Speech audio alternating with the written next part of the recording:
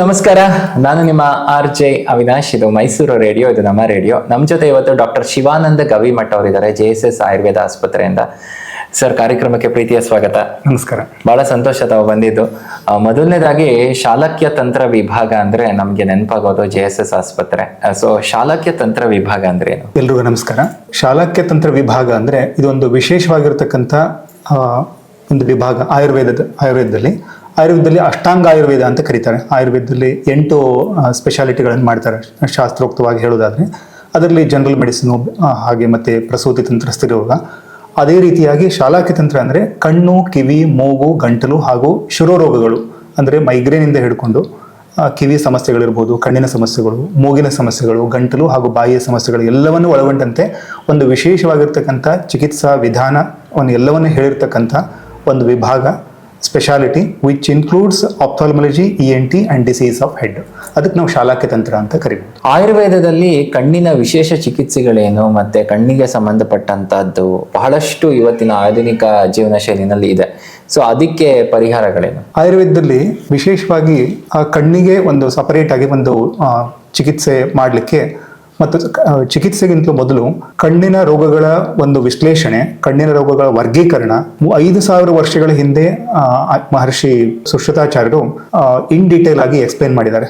ಇವತ್ತು ನಾವು ಏನು ಎಷ್ಟೆಷ್ಟು ಡಿಸೀಸ್ಗಳನ್ನ ನಾವು ನೋಡ್ತೀವಿ, ಪ್ರತಿಯೊಂದು ಡಿಸೀಸ್ ಬಗ್ಗೆನೂ ತುಂಬಾ ವಿಶದವಾಗಿ ಅವತ್ತಿನ ದಿವಸನೇ ವರ್ಗೀಕರಣವು ಮಾಡಿ ಎಲ್ಲಾ ರೋಗಗಳ ಲಕ್ಷಣಗಳನ್ನ, ಪ್ರತಿಬಂಧಕೋಪಾಯಗಳನ್ನ ಬರದೇ ಅದನ್ನ ಯಾವ್ಯಾವ ಡಿಸೀಸಿನ ಲಕ್ಷಣಗಳನ್ನ ಪ್ರತಿಯೊಂದನ್ನು ಅಷ್ಟು ವರ್ಷಗಳ ಹಿಂದೆನೆ ಹೇಳಿದ್ದಾರೆ. ಇವತ್ತಿಗೂ ಕೂಡ ನಾವು ಎಲ್ಲ ಲಕ್ಷಣಗಳನ್ನ ಎಲ್ಲವನ್ನ ಸಮಗ್ರವಾಗಿ ನಾವು ಅಧ್ಯಯನ ಮಾಡಿ ಇವತ್ತು ವೆಲ್ ಎಸ್ಟಾಬ್ಲಿಷ್ಡ್ ಬ್ರಾಂಚ್ ಆಫ್ ಶಾಲಕ್ಯ ತಂತ್ರ ಇವತ್ತು ನೋಡ್ಬೋದು.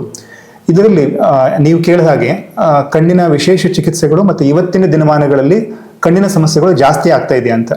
ಖಂಡಿತ ಹೌದು. ಇವತ್ತಿನ ಜೀವನ ಶೈಲಿ ಇರ್ಬೋದು, ಇವತ್ತಿನ ಆಹಾರ ವಿಹಾರಗಳಿರ್ಬೋದು, ಇವತ್ತಿನ the way of life style ಇರ್ಬೋದು, ದ ಪ್ರೊಫೆಷನಲ್ ಲೈಫ್ ಇರ್ಬೋದು, ಎಲ್ಲವೂ ಬದಲಾಗಿದೆ, ಮೊದಲಿನ ಥರ ಇಲ್ಲ. ಸೊ ಜೀವನ ಶೈಲಿಯ ಬದಲಾವಣೆ directly R indirectly definitely it impacts the quality of life and also the profession. So ultimately ಇವಾಗ ಯಾವುದೋ ಒಂದು ನಾವು ಸೈಂಟಿಫಿಕ್ ಎವಲ್ಯೂಷನ್ ಅಥವಾ ರೆವಲ್ಯೂಷನರಿ ಚೇಂಜಸ್ ಅಂತ ಏನೇ ಹೇಳಿದ್ರು ಕೂಡ, ನಾವು ಇವತ್ತಿನ ದಿವಸದಲ್ಲಿ ಯಾವುದೇ ಮಷಿನರಿ ಅಥವಾ ಕಂಪ್ಯೂಟರೈಸ್ಡ್ ಸಿಸ್ಟಮ್ ಏನೇ ಮಾಡಿದ್ರು ಕೂಡ without the help of the sense organs ನಾವು ಏನು ಮಾಡ್ಲಿಕ್ಕೆ ಸಾಧ್ಯ ಇಲ್ಲ. So eye is the main sense organ of the body. ಕಣ್ಣಿಲ್ಲದೆ ನಾವೇನು ಸಾಧ್ಯನೇ ಇಲ್ಲ. ಹೀಗಾಗಿ ನಮ್ಮಲ್ಲಿ ಯಾವುದೇ ರೋಗ ಬರೋಕ್ಕಿಂತ ಮೊದಲು ಒಂದು 3 ಪ್ರಕಾರದ ಒಂದು usage of the sense organs ಅಂದ್ರೆ ಒಂದು ಹೀನಯೋಗ, ಮಿಥ್ಯಾಯೋಗ ಮತ್ತು ಅತಿಯೋಗ. ಯಾವುದೇ ಆರ್ಗನ್ ಅನ್ನ ಅತಿಯಾಗಿ ಬಳಸುವುದು ಅದು ಅತಿಯೋಗ, ಬಳಸದೇ ಇರೋದು ಹೀನಯೋಗ, ಮತ್ತೆ ಮಿಥ್ಯಾಯೋಗ ಅಂದ್ರೆ ಬೇರೆ ಒಂದು ವಿರುದ್ಧವಾದ ರೀತಿಯಲ್ಲಿ ನಾವು ಬಳಸ್ತಕ್ಕಂಥದ್ದು. ಫಾರ್ ಎಕ್ಸಾಂಪಲ್, ಈಗ ಕಂಪ್ಯೂಟರ್ ನೋಡ್ತೀವಿ ನಾವು. ಕಂಪ್ಯೂಟರ್ ಎಷ್ಟು ಗಂಟೆ ನೋಡ್ಬೋದು? ಒಂದು ಅರ್ಧ ಗಂಟೆ, 1 hour, 2 hour. But computer it self is ಆ ಕಂಪ್ಯೂಟರ್ ಎದುರುಗಡೆ ಕೂತ್ಕೊಂಡು ಮಾಡ್ತಕ್ಕಂಥ ಪ್ರೊಫೆಷನ್ನೇ ಇವತ್ತಿನ ದಿವಸ ಎಲ್ಲಾ ಫೀಲ್ಡ್ಗಳನ್ನು ನೋಡ್ತೀವಿ ನಾವು. So I is directly in contact with the rays are ಇದರಿಂದ ಏನು ಬೆಳಕು ಬರ್ತದೆ, ಕಂಟಿನ್ಯೂಸ್ ಆಗಿ ಆ ಎಕ್ಸ್ಪೋಜರ್ ರೇಟ್ ಇದ್ದೇ ಇರ್ತದೆ. ಸೊ ಹೀಗಾಗಿ ಒಂದು 10 ಗಂಟೆ, 15 ಗಂಟೆ, ಒಂದು ದಿನಕ್ಕೆ ಅಷ್ಟೊಂದು ಗಂಟೆಗಳ ಕಾಲ ಕಂಪ್ಯೂಟರ್ನ ತದೇಕಚಿತದಿಂದ ನೋಡೋದು, ಅದರಲ್ಲಿ ಕೆಲಸ ಮಾಡೋದ್ರಿಂದ ಕಣ್ಣಿನ ಸಾಕಷ್ಟು ಸಮಸ್ಯೆಗಳು, ಕಣ್ಣಿನ ಮೇಲ್ಪದರಿಂದ ಹಿಡ್ಕೊಂಡು ಇವನ್ ರೆಟಿನಾವರೆಗೂ ಕೂಡ ನೀವು ಇಡೀ ಆ ಒಂದು ಜೀವನ ಶೈಲಿನಲ್ಲಿ ಸಾಕಷ್ಟು ಬದಲಾವಣೆಗಳನ್ನು ಕಾಣಬಹುದು. ಇತ್ತೀಚೆಗೆ ನಾವು ನಮ್ಮ ಆಸ್ಪತ್ರೆಯಲ್ಲಿ ನೋಡ್ತಕ್ಕಂಥ ಕಂಪ್ಯೂಟರ್ ವಿಷನ್ ಸಿಂಡ್ರೋಮ್ ಅಂತ ಏನು ಹೇಳ್ತೀವಿ, ಅದನ್ನ ಇತ್ತೀಚೆಗೆ ಈ ಸಾಫ್ಟ್ವೇರ್ ಇಂಡಸ್ಟ್ರಿನಲ್ಲಿ ಯಾರು ಜಾಸ್ತಿ ಕಂಪ್ಯೂಟರ್ನ ಬಳಕೆ ಮಾಡ್ತಾರೆ ಅಂಥವ್ರಿಗೆ ನಾವು ಅದನ್ನ ಡಯಾಗ್ನೋಸ್ ಮಾಡಿ ತುಂಬಾ ಜನರಿಗೆ ಟ್ರೀಟ್ಮೆಂಟ್ ಕೂಡ ಕೊಡ್ತೇವೆ. ಒಟ್ಟಾರೆಯಾಗಿ ಟ್ರೀಟ್ಮೆಂಟ್ ವಿಷಯ ಇರಲಿ, ಬಟ್ ದಿನೇ ನಾವು ಆ ತರ ಒಂದು ಇವನ್ ಮಕ್ಕಳಲ್ಲೂ ಕೂಡ ಗ್ಯಾಜೆಟ್ಸ್ ಇರ್ಬೋದು, ಅತಿಯಾದ ಬಳಕೆಯಂತ ಗ್ಯಾಜೆಟ್ಸ್ ಇರ್ಬೋದು, ಅಥವಾ ಲ್ಯಾಪ್ಟಾಪ್ಗಳಿರ್ಬೋದು, ಅಥವಾ ಕಂಪ್ಯೂಟರ್ಗಳಿರ್ಬೋದು, ಯಾವುದು ಒಂದು ಅಂದ್ರೆ ಆ ವಿಕಿರಣಗಳು ಹೊರಸೂಸ್ತಕ್ಕಂಥ ಈ ಒಂದು ಇಲೆಕ್ಟ್ರಾನಿಕ್ ಮಾಧ್ಯಮದಲ್ಲಿ ಅತಿಯಾದ ಬಳಕೆ, ಇದು ಮಿಥ್ಯಾಯೋಗ ಅಂತ ಕರಿತೀವಿ. ಇದರಿಂದ ಬೇರೆ ಬೇರೆ ರೀತಿಯಾಗಿರ್ತಕ್ಕಂಥ ಕಣ್ಣಿನ ಸಮಸ್ಯೆಗಳು ಬರ್ತವೆ. ಖಂಡಿತ. ನಾನು ಇವಾಗ ನಿಮಗೆ ಕೇಳಲಿಕ್ಕೆ ಬರೋದು, ಇವತ್ತಿನ ಪರಿಸರ ಸಾಕಷ್ಟು ಕಲುಷಿತ ವಾತಾವರಣದಲ್ಲಿ ಆಹಾರ ತಗೊಳ್ತೀವಿ, ಕಲುಷಿತ ಗಾಳಿ, ಕಲುಷಿತ ನೀರು, ಕಲುಷಿತ ಆಹಾರ. ಸೊ ಮೂಗು, ಗಂಟಲು ಸಮಸ್ಯೆ ಇದೆಲ್ಲ ಜಾಸ್ತಿ ಆಗುತ್ತೆ. ಸೊ ಯಾವ ರೀತಿ ನಾವು ಕಾಪಾಡ್ಕೋಬಹುದು ಇದರಿಂದ? ಒಳ್ಳೆ ಪ್ರಶ್ನೆ. ಇವತ್ತಿನ ದಿವಸದಲ್ಲಿ ಆಹಾರ ಇರ್ಬೋದು, ವಿಹಾರ ಇರ್ಬೋದು, ಪ್ರತಿಯೊಂದು ಕಲುಷಿತ ಆಗಿದೆ. ನಾವು ಮಾರ್ಕೆಟಿಂದ ಏನೇ ತಂದರೂ ಕೂಡ ಅದು ಒಂದು ಅಕ್ಕಿ ಇರ್ಬೋದು, ಗೋಧಿ ಇರ್ಬೋದು, ಏನೇ ಇರ್ಬೋದು, ಎಲ್ಲವೂ ಕಲುಷಿತ. ನಾವು ಕೆಮಿಕಲ್ ಹಾಕದೇನೆ ಅದನ್ನ ಬೆಳೆಯೋದು ಕೂಡ ತುಂಬಾ ದುಸ್ತರ ಆಗ್ಬಿಟ್ಟಿದೆ. ಯಾಕಂದ್ರೆ ಭೂಮಿ ಕೂಡ ಒಂದು ಸತ್ವ ಕಳ್ಕೊಳ್ತಾ ಇದೆ. ಸೊ ಇಂಥ ಒಂದು ಸಂದಿಗ್ಧ ಪರಿಸ್ಥಿತಿಯಲ್ಲಿ ನಾವು ಬದುಕಲೇಬೇಕು, ವಿಧಿ ಇಲ್ಲ. ಇವಾಗ ಸರ್ಕಾರ ಮತ್ತು ಜನಸಾಮಾನ್ಯರಲ್ಲಿ ಸಾವಯವ ಕೃಷಿ ಕೂಡ ಒತ್ತು ಕೊಡ್ತಾ ಇದ್ದಾರೆ, ಅದು ಇನ್ನೊಂದು ವಿಚಾರ. ಒಟ್ಟಾರೆಯಾಗಿ ಇವತ್ತಿನ ದಿನದಲ್ಲಿ ಇಂಥ ಒಂದು ಪ್ರಕ್ಷುಬ್ಧ ಪರಿಸ್ಥಿತಿಯಲ್ಲಿ ನಮ್ಮನ್ನು ನಾವು ಹೇಗೆ ರಕ್ಷಣೆ ಮಾಡ್ಕೊಳ್ಬೇಕು, ಇದರಲ್ಲಿ ಒಂದು ಆಹಾರ ಮತ್ತು ವಿಹಾರ ಏನೇ ಇದ್ರೂ ಕೂಡ ನಾವು ತಗೊಳ್ತಕ್ಕಂಥ ಆಹಾರ ಪದ್ಧತಿನಲ್ಲಿ ಕೆಲವೊಂದು ಬದಲಾವಣೆಗಳನ್ನು ಮಾಡ್ಕೊಳ್ಬೇಕು. ಫಾರ್ ಎಕ್ಸಾಂಪಲ್, ಈಗ ಕಿವಿ, ಮೂಗು, ಗಂಟಲು ಸಮಸ್ಯೆಗಳಿಗೆ ಆದಷ್ಟು ಕೂಡ ನಾವು ಹೆಲ್ದಿಯಾಗಿರ್ಬೇಕು, ಒಂದು ಹೆಲ್ದಿ ಲೈಫ್ ಸ್ಟೈಲ್ ಇರಬೇಕು. ಪದೇ ಪದೇ ಆ ರೋಗಗಳು ಬಾಧಿಸಬಾರ್ದು ಅಂದ್ರೆ ಆದಷ್ಟು ಆಹಾರ ಲಘುವಾಗಿರ್ಬೇಕು, ಹಗುರವಾಗಿರ್ಬೇಕು, ಈಸಿಲಿ ಡೈಜೆಸ್ಟಬಲ್ ಫುಡ್ ಇರಬೇಕು. ಎರಡನೇದು, ನಾವು ಮಾಡ್ತಕ್ಕಂಥ ಅಥವಾ ನಾವೊಂದು ಒಂದು ಪ್ರೊಫೆಷನ್ ಮಾಡ್ತೀವಿ, ಆದಷ್ಟು ಧೂಳು ಮತ್ತು ಆ ಒಂದು ಫ್ಯೂಮ್ಸ್ ಇರ್ಬೋದು, ಹೊಗೆ ಇರ್ಬೋದು, ಆ ವಾತಾವರಣದಿಂದ ನಾವು ಸ್ವಲ್ಪ ಆದಷ್ಟು ಅದನ್ನ ಅವಾಯ್ಡ್ ಮಾಡಿ ಅದ್ರಲ್ಲಿ ನಾವು ಕೆಲಸವನ್ನ ಅಥವಾ ಕಾರ್ಯ ತತ್ಪರತೆಯಿಂದ ಇರಬೇಕಾಗುತ್ತೆ.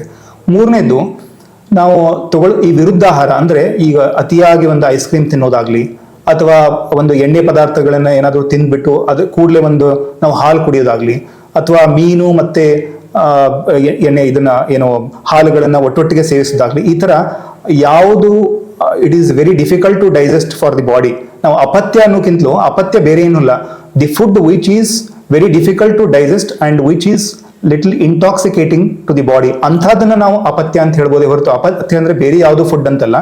ಇರೋದ್ರಲ್ಲೇ ನಮಗೆ ಯಾವುದು ಹೆಲ್ದಿ ಫುಡ್ ಅನ್ಸುತ್ತೆ, ಯಾವ್ದು ಈಸಿಲಿ ಡೈಜೆಸ್ಟಬಲ್ ಫುಡ್ ಅನ್ಸುತ್ತೆ, ಆ ಥರದನ್ನು ತಗೊಳ್ಬೇಕು. ಮತ್ತೆ ಇದಕ್ಕೆ ಕಿವಿ, ಮೂಗು, ಗಂಟಲಿಗೆ ಸಂಬಂಧಪಟ್ಟಂಗೆ ಆದಷ್ಟು ಶೀತವಾಗಿರ್ತಕ್ಕಂಥ ಪದಾರ್ಥಗಳಿರ್ಬೋದು, ಕಫ ಜಾಸ್ತಿ ಮಾಡ್ತಕ್ಕಂಥ ಪದಾರ್ಥಗಳಿರ್ಬೋದು, ಆ ಥರದಲ್ಲಿ ವಿಶೇಷವಾಗಿ ಇವತ್ತಿನ ದಿವಸ ಏನು ಅಲ್ಟ್ರಾ ಮಾಡರ್ನ್ ಫುಡ್ ಅಥವಾ ಕಾಂಟಿನೆಂಟಲ್ ಫುಡ್ ಅಂತ ಏನು ಹೇಳ್ತೀವಿ, ವಿವಿಧ ಬೇರೆ ಬೇರೆ ರೀತಿಯಾಗಿರ್ತಕ್ಕಂಥ ಕಾಂಬಿನೇಷನ್ಸ್ ಆಫ್ ದಿ ಪ್ರೋಟೀನ್ ಇರ್ಬೋದು, ಕಾರ್ಬೋಹೈಡ್ರೇಟ್ಸ್ ಇರ್ಬೋದು.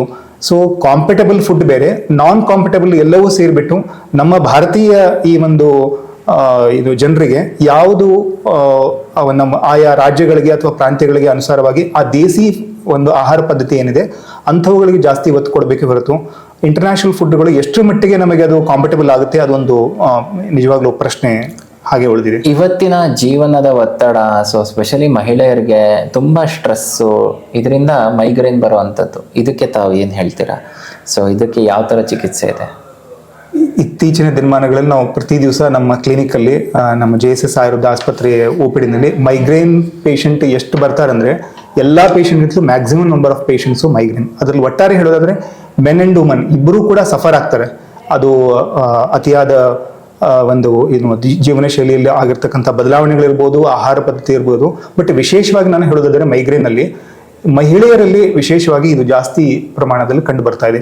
ಮಹಿಳೆಯರು ಪುರುಷರಿಗಿಂತಲೂ ಒಂದು ಹೆಚ್ಚಿನ ಒತ್ತಡವನ್ನು ಅನುಭವಿಸ್ತಾ ಇದ್ದಾರೆ. ಯಾಕಂದ್ರೆ ಇವತ್ತಿನ ಮಹಿಳೆಯರು ಸ್ವಾವಲಂಬಿಗಳು, ಮತ್ತೆ ವಿಶೇಷ ತಂತ್ರಜ್ಞಾನ ಕ್ಷೇತ್ರದಲ್ಲಿರ್ಬೋದು, ಪ್ರತಿಯೊಂದು ಕ್ಷೇತ್ರದಲ್ಲೂ ಮುಂದುವರೆದರೂ ಕೂಡ, but at the same time ಅವರು ಮನೆ ಒಳಗಡೆ ಕೌಟುಂಬಿಕ ಒತ್ತಡಗಳು, ಅದು ಮಕ್ಕಳೇ ಇರ್ಬೋದು ಅಥವಾ ಇನ್ನೇನು ಮನೆ ಜವಾಬ್ದಾರಿ ಇರ್ಬೋದು, ಕೆಲಸದಲ್ಲಿರ್ತಕ್ಕಂಥ ಒತ್ತಡಗಳಿರ್ಬೋದು, ಆ ಎರಡನ್ನೂ ಖಂಡಿತ ನಿಭಾಯಿಸ್ತಾಳೆ. ಅದರಲ್ಲಿ ಆ ಒತ್ತಡದಿಂದ ಹೊರಬರ್ಲಿಕ್ಕೆ ಆಗಲೇ ಸುಮಾರು ಶಾರೀರಿಕ ದೈಹಿಕವಾಗಿರ್ತಕ್ಕಂಥ ಸಮಸ್ಯೆಗಳನ್ನ ಎದುರಿಸಬೇಕಾಗುತ್ತೆ. ಅದರಲ್ಲಿ ಈ ಮೈಗ್ರೇನ್ ಕೂಡ ಒಂದು.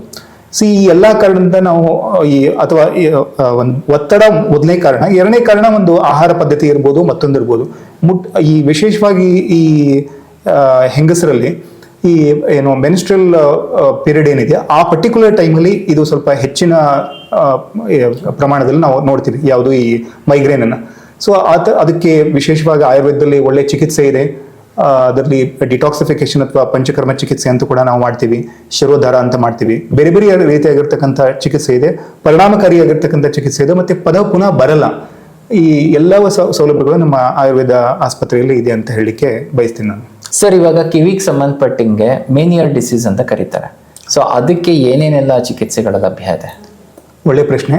ಮೇನಿಯರ್ಸ್ ಡಿಸೀಸ್ ಅಥವಾ ಮೇನಿಯರ್ಸ್ ರೋಗ ಅಂದ್ರೆ ಒಂದು ವ್ಯಕ್ತಿನಲ್ಲಿ ಕಿವಿ ಕೇಳೋದು ಸ್ವಲ್ಪ ಮಂದ ಆಗುತ್ತೆ. There will be the variation in the hearing capacity. ಜೊತೆಗೆ ಭ್ರಮ ಅಥವಾ ಒಂದು ತಲೆ ಸುತ್ತು ಬರೋದು. He will lose the imbalance of the body. ಅದು ಎರಡನೇದು. ಮೂರನೇದು, ಕಿವಿನಲ್ಲಿ ಒಂದು ಶಬ್ದ, ಒಂದು ಗುಯಿ ಅಂತ ಇರ್ತಕ್ಕಂಥ ಶಬ್ದ, ಈ ಮೂರೂ ಇರ್ತಕ್ಕಂಥ ಒಂದು ತೊಂದರೆಗೆ ನಾವು ಮೇನಿಯಸ್ ರೋಗ ಅಂತ ಕರಿಬೋದು. ಅದು ಬೇರೆ ಬೇರೆ ಕಾರಣಗಳು ಬೇರೆ ಬೇರೆ ಇದೆ. ಆಧುನಿಕ ವೈದ್ಯ ಪ್ರಪಂಚದಲ್ಲಿ ಅದಕ್ಕೆ ಬೇರೆ ಬೇರೆ ಕಾರಣಗಳನ್ನು ಹುಡ್ಕೊಂಡು ಹೋಗ್ತಾ ಇದ್ದಾರೆ. ಬಟ್ ಆಯುರ್ವೇದದಲ್ಲಿ ನಾವು ಹೇಳೋದಾದ್ರೆ ಅದು ಅಂತಃಕರಣೀಯ ಒಂದು ಸಮಸ್ಯೆ. ಅಂದ್ರೆ ಕಿವಿನಲ್ಲಿ 3 ಭಾಗಗಳಿರ್ತವೆ. ಒಂದು ಮಧ್ಯಭಾಗದ ಕಿವಿ, ಮತ್ತೆ ಬಾಹ್ಯ ಭಾಗದ ಕಿವಿ, ಮತ್ತೆ ಅಂತಃ ಭಾಗದ ಕಿವಿ, ಇನ್ನರ್ ಇಯರ್ ಅಂತ ಕರಿತೀವಿ. There is a problem in the inner ear. So ಅದನ್ನ ಎಲ್ಲವನ್ನ ನಾವು ಅನಲಿಟಿಕ್ ಆಗಿ ಯೋಚನೆ ಮಾಡಿ ನಾವು ಇದು ದೋಷ ಧಾತು ವಿಶೇಷನ್ಸ್ ಪ್ರತಿಯೊಂದು ನಮ್ಮ ಆಯುರ್ವೇದ ಶಾಸ್ತ್ರದ ಪ್ರಕಾರ ಒಂದು ಡಯಾಗ್ನೋಸ್ ಮಾಡಿ ನೋಡೋದಾದ್ರೆ ಅದಕ್ಕೆ ತುಂಬಾ ಒಳ್ಳೆಯ ಚಿಕಿತ್ಸೆನೂ ಇದೆ. ಅದರಲ್ಲಿ ಕರ್ಣಪೂರ್ಣದ ಜೊತೆಗೆ ಬೇರೆ ಬೇರೆ ಪಂಚಕರ್ಮಗಳಿರ್ಬೋದು ಅಥವಾ ಕಿವಿಗೆ ಸಂಬಂಧಪಟ್ಟಂತ ಕೆಲವೊಂದು ವಿಶೇಷ ಚಿಕಿತ್ಸಾ ಸೌಲಭ್ಯಗಳು ಮತ್ತೆ ಚಿಕಿತ್ಸೆಗಳನ್ನು ಕೂಡ ನಾವು ಆಯುರ್ವೇದದಲ್ಲಿ ಮಾಡ್ತೀವಿ. ಮತ್ತೆ ಅದಕ್ಕೆ ಒಳ್ಳೆ ಟ್ರೀಟ್ಮೆಂಟ್ ಕೂಡ ಇದೆ. ಹೀಗಾಗಿ ಇದಕ್ಕೆ ಮೇನಿಯಾಸ್ ಡಿಸೀಸ್ ಸಂಬಂಧಪಟ್ಟಂಗೆ ಬೇರೆ ಬೇರೆ ಊರುಗಳಿಂದ ಇರ್ಬೋದು, ಬೇರೆ ಬೇರೆ ಪ್ರಾಂತ್ಯಗಳಿಂದ ಇರ್ಬೋದು ಜನಗಳು ಬಂದು ಟ್ರೀಟ್ಮೆಂಟ್ ನಮ್ಮಲ್ಲಿ ತಗೊಳ್ತಾ ಇದ್ದಾರೆ ಅಂತ ಹೇಳಲಿಕ್ಕೆ ಬಯಸ್ತೀನಿ. ಫ್ಯಾಂಟಾಸ್ಟಿಕ್. ಮತ್ತೆ ಏನಂದ್ರೆ JSS ಆಯುರ್ವೇದದಲ್ಲಿ ಶಾಲಾಕ್ಯ ತಂತ್ರ ವಿಭಾಗದಲ್ಲಿ ಯಾವ್ಯಾವ ವಿಶೇಷ ಸೌಲಭ್ಯಗಳಿದೆ ಡಾಕ್ಟರ್? ಶಾಲಾಕ್ಯ ತಂತ್ರಕ್ಕೆ ಸಂಬಂಧಪಟ್ಟಂಗೆ ಶಾಲಾಕ್ಯ ತಂತ್ರ ಈಗ ತಾನೇ ಹೇಳಿದಾಗೆ ಕಿವಿ, ಕಣ್ಣು, ಮೂಗು, ಗಂಟಲು ಹಾಗೂ ತಲೆ. So all the organs which are situated in the head, ಇದಕ್ಕೆ ಸಂಬಂಧಪಟ್ಟಂಗೆ ವಿಶೇಷ ಚಿಕಿತ್ಸಾ ಸೌಲಭ್ಯಗಳು. ಫಾರ್ ಎಕ್ಸಾಂಪಲ್, ಈ ಕಣ್ಣಿನ ಚಿಕಿತ್ಸೆಗಳಿಗೆ ನೇತ್ರ ಕ್ರಿಯಾಕಲ್ಪಗಳಂತ ವಿಶೇಷವಾಗಿರ್ತಕ್ಕಂಥ ಚಿಕಿತ್ಸೆ ಇದು ನಾನು ಹೇಳಲಿಕ್ಕೆ ಬಯಸ್ತೀನಿ. ನೇತ್ರ ಕ್ರಿಯಾಕಲ್ಪಗಳು ಸುಮಾರು ಶಾಸ್ತ್ರದಲ್ಲಿ ಒಂದು 7 ಕ್ರಿಯಾಕಲ್ಪಗಳನ್ನು ಹೇಳ್ತಾರೆ. ಫಾರ್ ಎಕ್ಸಾಂಪಲ್ ಅಂದ್ರೆ ಆಶ್ಚೋತನ, ಅಂದ್ರೆ ವಿಶೇಷವಾಗಿರ್ತಕ್ಕಂಥ ಒಂದು ಸಸ್ಯಜನ್ಯ ಔಷಧಿಗಳನ್ನ ಒಂದು ಕಷಾಯ ರೂಪದಲ್ಲಿ ಅಥವಾ ಒಂದು ತೈಲ ರೂಪದಲ್ಲಿ ಅಥವಾ ಈ ತುಪ್ಪಗಳನ್ನ ಹಸುವಿನ ತುಪ್ಪದಲ್ಲಿ ಬೇರೆ ಬೇರೆ ಔಷಧಿ ಸಸ್ಯಗಳನ್ನು ಹಾಕಿ ವಿಶೇಷವಾಗಿರ್ತಕ್ಕಂಥ ತುಪ್ಪಗಳನ್ನು ತಯಾರು ಮಾಡಿ ಅದರಿಂದ ಕಣ್ಣಿಗೆ ಒಂದು ಹನಿಯಾಗಿ ಐ ಡ್ರಾಪ್ಸ್ ತರ ಹಾಕ್ತಕ್ಕಂಥ ಒಂದು ಚಿಕಿತ್ಸೆ. ಅದು ಆಶ್ಚೋತ್ತನ ಅಂತ ಕರೀತಾರೆ. ಅದಕ್ಕೆ ಸೇಕ ಅಂದ್ರೆ ಔಷಧಿಯುಕ್ತ ಕಷಾಯಗಳನ್ನ ಅಥವಾ ಈ ಎಣ್ಣೆ ಅಥವಾ ತೈಲಗಳನ್ನ ಕಣ್ಣಿನ ಮೇಲೆ ಸುರಿತಕ್ಕಂಥ ಇನ್ನೊಂದು ಚಿಕಿತ್ಸೆ. ಇನ್ನು ವಿಶೇಷವಾಗಿ ಪಿಂಡಿ ಅಂತ ಬರ್ತದೆ. ಸೊ ಪಿಂಡಿ ಅಂದ್ರೆ ಔಷಧಿಯುಕ್ತ ಒಂದು ಲೇಪ ಕಣ್ಣಿನ ಮೇಲೆ ಹಾಕ್ತಕ್ಕಂಥದ್ದು. ಇನ್ನೊಂದು ಬಿಡಾಲಕ ಲೇಪ ಅಂತ ಬರ್ತದೆ. ಬಿಡಾಲಕ ಅಂದ್ರೆ it is also a type of ಲೇಪ which is applied over the upper eyelid and the lower eyelid except on the eyelashes. So ಇದರಲ್ಲಿ ಈ ಎಲ್ಲಾ ಕ್ರಿಯಾಕಲ್ಪಗಳಲ್ಲಿ ತುಂಬಾ ವಿಶೇಷವಾಗಿರೋದು ನೇತ್ರ ತರ್ಪಣ ಅಂತ ಹೇಳ್ತೀವಿ. ನೇತ್ರ ತರ್ಪಣ ಮತ್ತೆ ಪುಟಪಾಕ ಅಂತ. ಈ ನೇತ್ರ ತರ್ಪಣ ಅಂದ್ರೆ ಉದ್ದಿನ ಹಿಟ್ಟಿನಿಂದ ಕಣ್ಣಿನ ಸುತ್ತಲೂ ಒಂದು ಕಟ್ಟೆಯನ್ನು ಕಟ್ಬಿಟ್ಟು ಒಂದು ಔಷಧಿಯುಕ್ತ ಘೃತ ಅಥವಾ ತುಪ್ಪದಿಂದ ಕಣ್ಣಿನ ಒಂದು ಆರೈಕೆ ಮಾಡ್ತಕ್ಕಂಥದ್ದು ಮತ್ತು ಕಣ್ಣಿನಿಗೆ ಒಂದು ಸ್ನೇಹನ ಅಥವಾ ಶಕ್ತಿ ನೀಡ್ತಕ್ಕಂಥದ್ದು ತರ್ಪಣ ಅಂತ. ಈ ತರ್ಪಣ ವಿಶೇಷವಾಗಿ ಈ ಪೋಸ್ಟೀರಿಯರ್ ಸೆಗ್ಮೆಂಟಲ್ ಸಮಸ್ಯೆಗಳೇನಿದೆ ಅಂದ್ರೆ ಈಗ ಅದು ಮಧುಮೇಹದಿಂದ ನೇತ್ರದ ಸಮಸ್ಯೆ ಇರ್ಬೋದು, ಲಾಂಗ್ ಸ್ಟ್ಯಾಂಡಿಂಗ್ ಡಯಾಬಿಟಿಸ್ ಇಂದ ಸುಮಾರು ಜನ ಕಣ್ಣಿನ ಸಮಸ್ಯೆಯಿಂದ ಬರ್ತಾರೆ, ಡಯಾಬಿಟಿಕ್ ರೆಟ್ನೋಪತಿ ಅಂತ ಏನು ಹೇಳ್ತೀವಿ, ಅಂತ ಸಮಸ್ಯೆಗಳಿರ್ಬೋದು. ಅಥವಾ ಬೇರೆ ಬೇರೆ ಪೋಸ್ಟೀರಿಯರ್ ಸೆಗ್ಮೆಂಟಲ್ ಸುಮಾರು ರೋಗಗಳಿಗೆ ಈ ಕ್ರಿಯಾಕಲ್ಪಗಳನ್ನ ನಾವು ಆಯಾ ರೋಗಿಗಳಿಗೆ ಯಾವ್ಯಾವ ಕ್ರಿಯಾಕಲ್ಪದ ಅವಶ್ಯಕತೆ ಅದನ್ನು ನಾವು ಸೆಲೆಕ್ಟ್ ಮಾಡಿಕೊಂಡು ಮತ್ತು ಅದ್ರ ತಕ್ಕನಾಗೆ ಔಷಧಿಗಳನ್ನ ಆಯ್ದುಕೊಂಡು ಔಷಧಿಗಳನ್ನ ತಯಾರು ಮಾಡಿ, ಅಂದ್ರೆ ಸಬ್ಜೆಕ್ಟ್ ಸ್ಪೆಸಿಫಿಕ್ ಮತ್ತೆ ಡಿಸೀಸ್ ಸ್ಪೆಸಿಫಿಕ್ ಆಗಿ ನಾವು ಟ್ರೀಟ್ಮೆಂಟ್ಗಳನ್ನು ಪ್ಲಾನ್ ಮಾಡೋದು. ಜೊತೆಗೆ ಎಲ್ಲವೂ ರೆಡಿಮೇಡ್ ಔಷಧಿಗಳು ಇರಲ್ಲ, ನಾವು ಆಯಾ ರೋಗಕ್ಕೆ ಮತ್ತು ಆಯಾ ಕಂಡೀಷನ್ಗೆ ನೋಡಿಕೊಂಡು ಔಷಧಿಗಳನ್ನು ತಯಾರು ಮಾಡಿ ಸೊ ನಾವು ಪೇಷಂಟ್ ಸ್ಪೆಸಿಫಿಕ್ ಆಗಿ ಟ್ರೀಟ್ಮೆಂಟ್ ಅನ್ನ ಮಾಡ್ತೀವಿ. ಈ ಎಲ್ಲ ಸೌಕರ್ಯಗಳು ನಮ್ಮ ಆಯುರ್ವೇದದಲ್ಲಿದೆ. ಜೊತೆಗೆ ENT ಸಂಬಂಧಪಟ್ಟಂಗೆ ಒಂದು ಕ್ರಿಯಾಕಲ್ಪಗಳ ಜೊತೆಗೆ ಒಂದು ಕರ್ಣಪೂರ್ಣ ಇರ್ಬೋದು ಅಥವಾ ನಸ್ಯಕರ್ಮ ಇರ್ಬೋದು, ಮೂಗಲ್ಲಿ ಹಾಕಿ ಔಷಧಿಯುಕ್ತ ಕಷಾಯಗಳಿಂದ ಅಥವಾ ತೈಲಗಳಿಂದ ಮೂಗಲ್ಲಿ ಔಷಧಿಗಳನ್ನು ಹಾಕಿಬಿಟ್ಟು ಚಿಕಿತ್ಸೆ ಕೊಡ್ತಕ್ಕಂಥದ್ದು ಇರ್ಬೋದು. ಇನ್ನೊಂದು ಶಿರೋಧಾರ ಅಂತ ತಲೆಗೆ ಸಂಬಂಧಪಟ್ಟಂತ ರೋಗಗಳನ್ನ ಟ್ರೀಟ್ಮೆಂಟ್ ಮಾಡ್ಲಿಕ್ಕೆ ಇರ್ಬೋದು. ಸಾಧಾರಣವಾಗಿ ಕಿವಿ, ಮೂಗು, ಗಂಟಲು ಹಾಗೂ ಶಿರೋರೋಗಗಳಿಗೆ ಸಂಬಂಧಪಟ್ಟ ಹಾಗೆ ಬೇಕಾಗಿರ್ತಕ್ಕಂಥ ಎಲ್ಲ ಸೌಲಭ್ಯಗಳು ಮತ್ತು ಡಯಾಗ್ನೋಸ್ ಮಾಡ್ಲಿಕ್ಕೆ ಯಾವ್ಯಾವ ರೀತಿ ಟೂಲ್ಗಳು ಬೇಕು, ಯಾವ ಮಷಿನರೀಸ್ ಬೇಕು, ಪ್ರತಿಯೊಂದು ಡಯಾಗ್ನೋಸ್ಟಿಕ್ ಟೂಲ್ಗಳಿರ್ಬೋದು ಅಥವಾ ಚಿಕಿತ್ಸಾ ಸೌಲಭ್ಯಗಳಿರ್ಬೋದು ಮತ್ತೆ ವಿಶೇಷವಾಗಿರ್ತಕ್ಕಂಥ ಚಿಕಿತ್ಸೆ ನಮ್ಮ JSS ಆಯುರ್ವೇದ ಆಸ್ಪತ್ರೆಯಲ್ಲಿ ಇದೆ. ಇದರದ ಒಂದು ಲಾಭವನ್ನ ಅಗತ್ಯ ಇರತಕ್ಕಂಥ ಸಾರ್ವಜನಿಕರು ಪಡೆದುಕೊಳ್ಬೇಕಂತ ನಿಮ್ಮ ಮುಖಾಂತರ ನಾನು ಸೊ ಬಹಳ ಸಂತೋಷ. ಯಾಕೆಂದ್ರೆ ಇಷ್ಟೆಲ್ಲ ಟ್ರೀಟ್ಮೆಂಟ್ಸ್ ಇದೆಯಾ ಅನ್ನೋದು ನನಗೆ ಫಸ್ಟ್ ಟೈಮ್ ಗೊತ್ತಾಗ್ತಾ ಇದೆ. ಮೈ ಗಾಡ್, ಇದು ಬೇರೆ ಆಧುನಿಕ ಮೆಡಿಸಿನ್ ತರನೇ ಆಯುರ್ವೇದನು ಜನರಿಗೆ ಒಂದು ಸರ್ವಿಸ್ ಕೊಡ್ತಾ ಇದೆ. ತುಂಬಾ ಸಂತೋಷ sir. Doctor Shivananda Gavimath sir, ತಾವು ಇಲ್ಲಿ ತನಕ ಆಗಮಿಸಿದ್ರಿ, ತುಂಬಾ ವ್ಯಾಲ್ಯೂಬಲ್ ಇನ್ಫಾರ್ಮೇಶನ್ ಹೇಳಿದ್ರಿ. ನಮಸ್ಕಾರ ನಿಮಗೆ. ಧನ್ಯವಾದಗಳು. ನಮಸ್ಕಾರ. ಇದು ಮೈಸೂರು ರೇಡಿಯೋ, ಇದು ನಮ್ಮ ರೇಡಿಯೋ.